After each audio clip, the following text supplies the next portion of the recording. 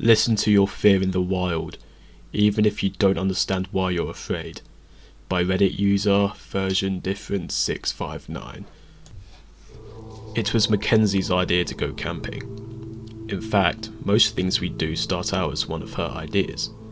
Neither of us were exactly outdoor enthusiasts, but we had both grown up in rural towns and did our share of hiking and fishing growing up, so I wasn't exactly daunted by the idea of spending a few days in the woods.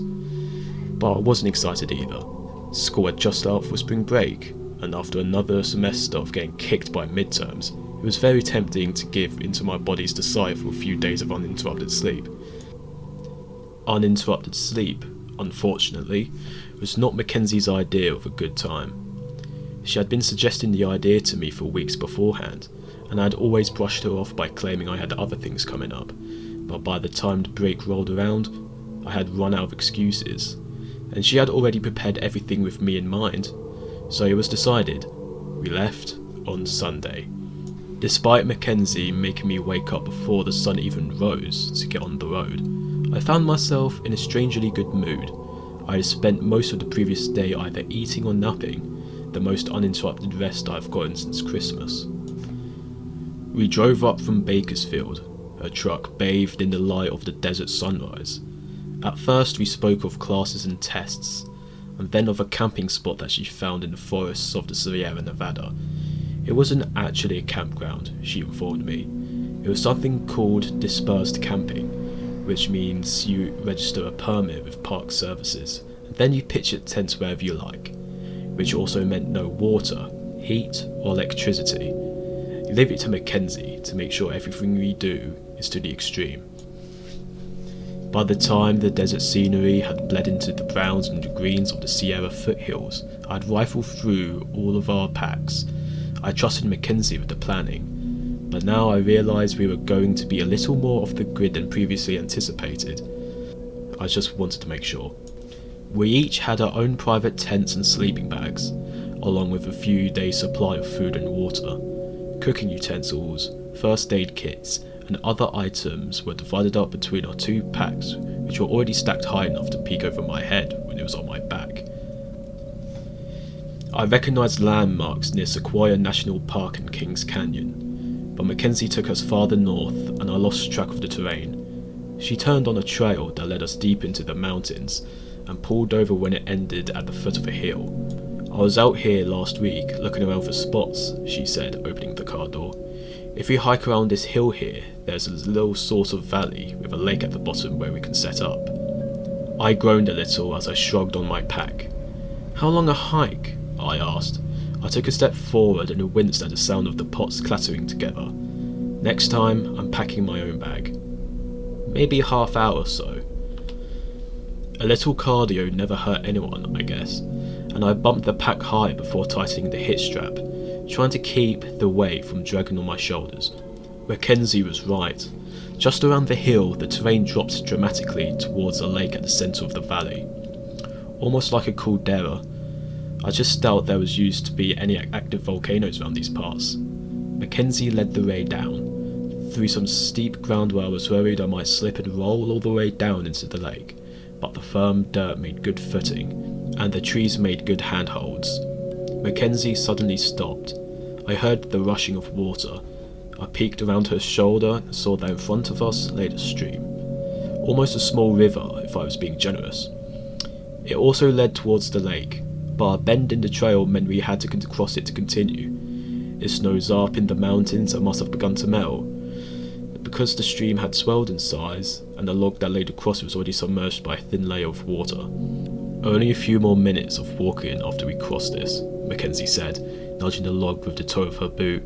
It seemed sound enough, despite being underwater.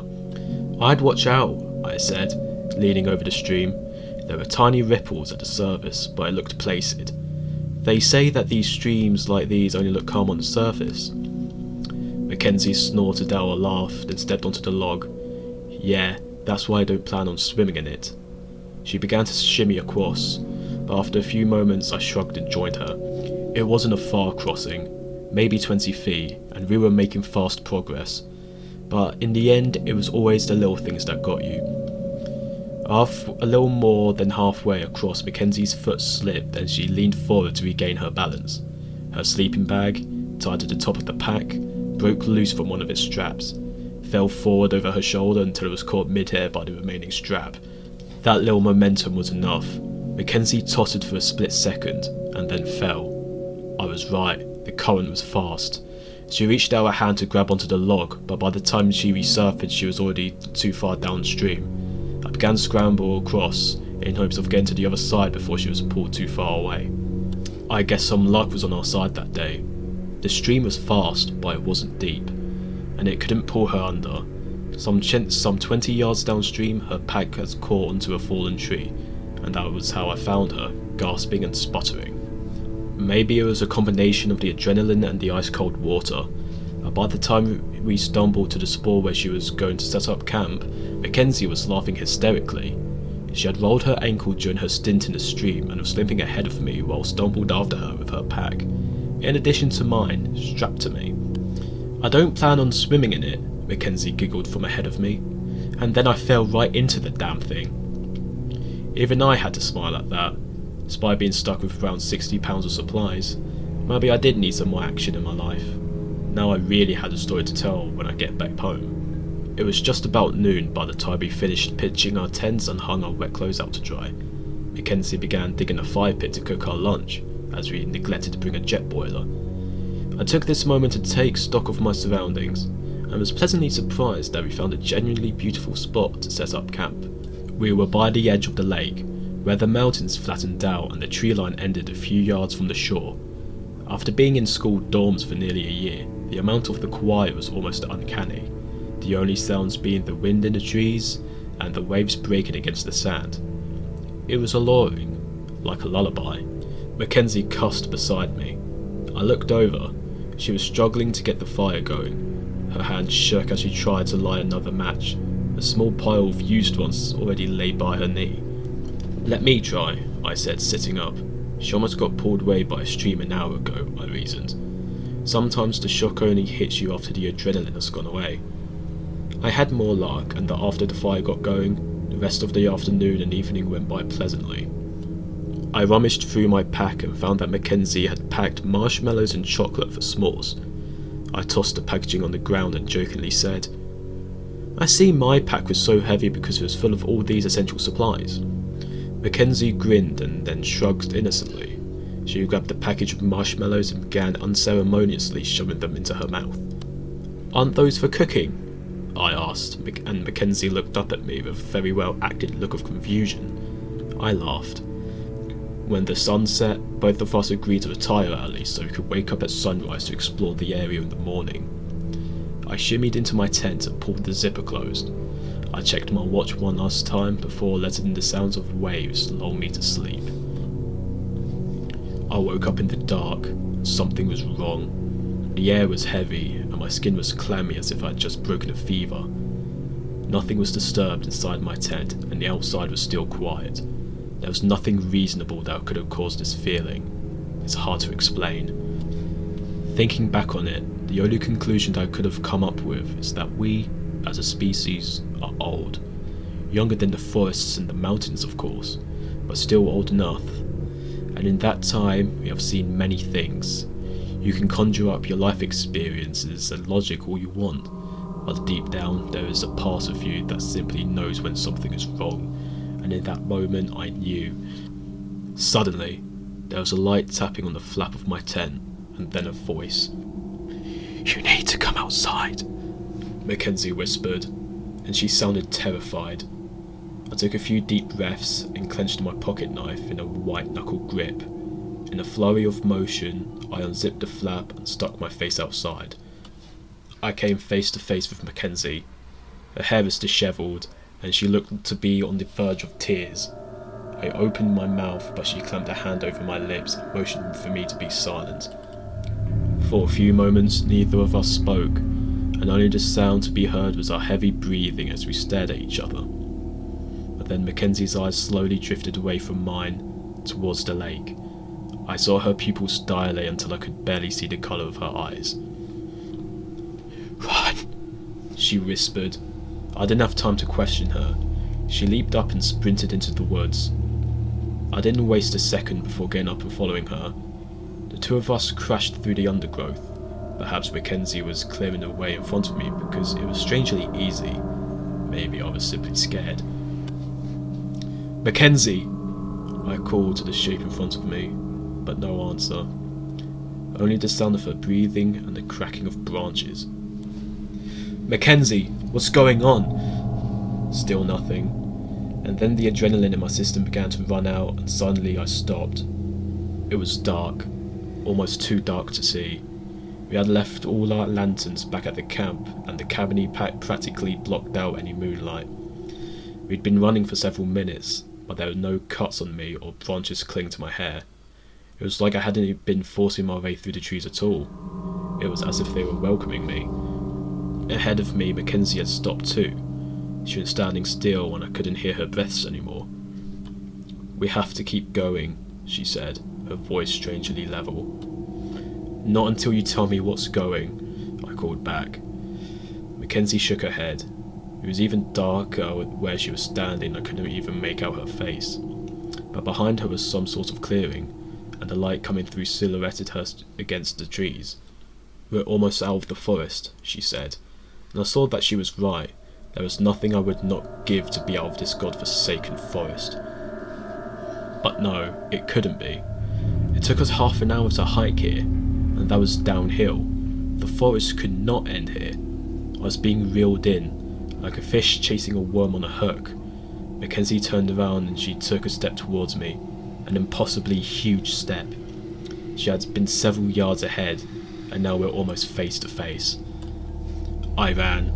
I turned around and I ran like I was being chased by the devil himself. If the trees had been welcoming on the way in, they were the opposite on the way out. Branches caught my clothes and cut my arms and face. I kept on stumbling over tree roots and rocks, but I was undeterred. Behind me I heard her running after me, but it didn't sound like Mackenzie any longer. It sounded like it had 4 legs. I was even tempted to turn around. I was too focused on running and my eyes stayed locked on the light that marked the end of the tree line. I practically dove onto the beach and fell hard onto my hands and knees. I felt the bones in my wrist crunch at the landing. I continued to crawl until I was almost in the water before I turned around. There was nothing there. I wasn't far from our tents, and I watched in wonder as Mackenzie's tent unzipped from the inside and she stepped out. "What are you doing?" she asked groggily. I ran towards her and practically tackled her into a hug. It was thanks to Mackenzie that we both didn't fall, because in that moment my knees gave out. "There's something in the forest," I said, and to her credit she immediately grew serious. "Did you see someone?" she asked, scanning the dark line of trees looming over us. "No," I said. "Well, yes, but I don't know." And at that moment I didn't want to tell her what I saw, because speaking of it makes it all the more real.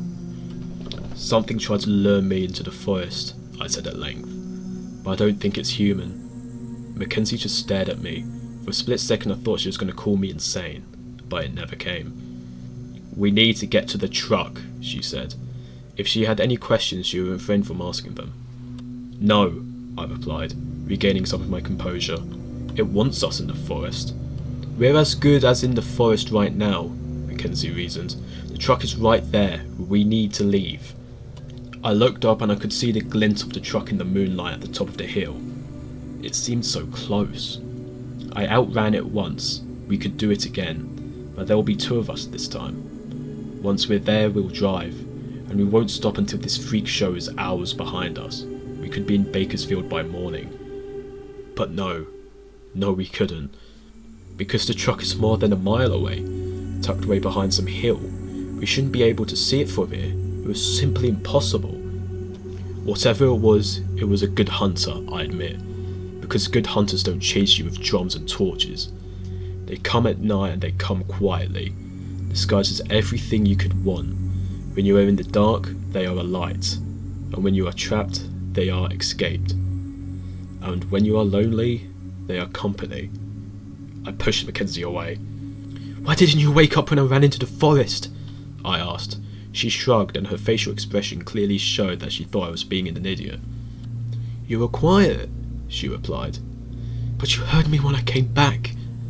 She looked me in the eyes. I guess you allowed her.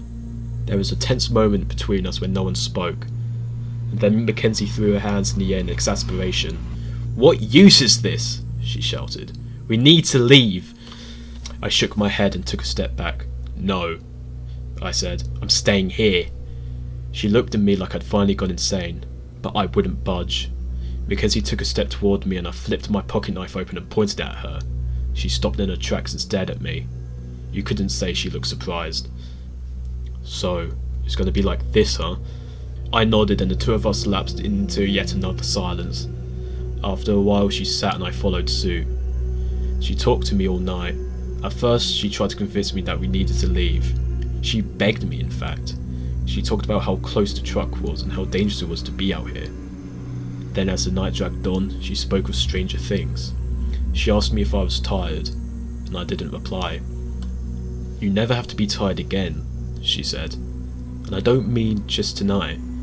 What will you do once you leave? Go back to your life? Work? You will be tired for the rest of your life, and you will die tired.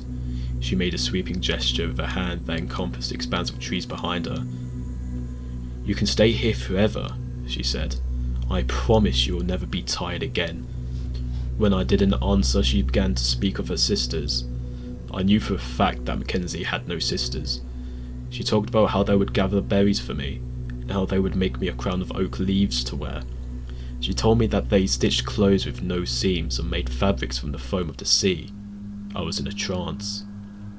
She painted pictures in my head of how they would fashion me flutes and harps, and how we would go dancing through the forests during winter, leaving behind only footprints in the snow. When you sing, she said smiling, the snows will melt and you'll bring in the first flowers of spring. And even so, I did not move and I did not sleep. Finally, just before the dawn broke, Mackenzie stood. So this is it. Her voice didn't even sound like Mackenzie's anymore. A marvellous hunt comes to an end. And she bent at the waist in a mock bow before turning around and walking into the woods. You may leave. She laughed over her shoulder as she melted into the shadows, and her art laugh echoed across the valley, making ripples in the water and shaking the trees like the wind. I didn't trust her. I waited until the sun was high in the sky before leaving everything but my knife, and I ran for it. I encountered nothing in the forest on the way back, but I also didn't stop to look. By the time I reached the truck, my legs were burned and I could feel the heartbeat in my ears. I'm not lying when I say I did not touch the brake pedal even once driving out those mountains. I never looked behind me either, but the trees casted shadows on the ground as I passed them, and just before I reached the edge of the foothills, I swore I saw one in the shape of a woman, and I saw it waving. I called park services at the nearest town, and I gave them a polished version of what happened. They searched the area and found Mackenzie's body face down in the lake, carried there by the current. I don't know what I pulled out of that stream, but it wasn't her.